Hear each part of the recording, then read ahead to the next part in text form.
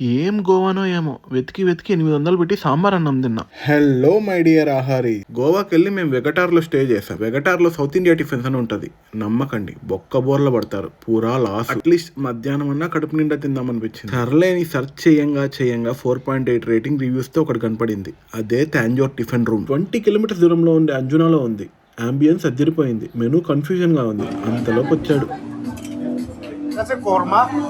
Korma is a richer version of stew, but it has a lot of cashew and coconut. మీ మట్టి బుర్రెలకు అర్థం కాదులే అని ఉండే items అన్ని టేస్ట్కి ఇచ్చాడు. టేస్ట్ చేసి నచ్చింది సెలెక్ట్ చేసుకో అన్నాడు. ఈ మాత్రం హింట్ ఇస్తే చెలరేగిపోము. నిపుణుల పర్యవేక్షణలో టేస్ట్ చేసి ఫైనల్ గా పనసకాయ biryani, sambar rice, parotta, idiyappam, cashew paneer curry, cashew chicken curry, chicken ghee roast order ఇచ్చాం. ఇడియప్పం క్యాష్యూ చికెన్ కర్రీ అయితే నా భూతో నా భవిష్యత్.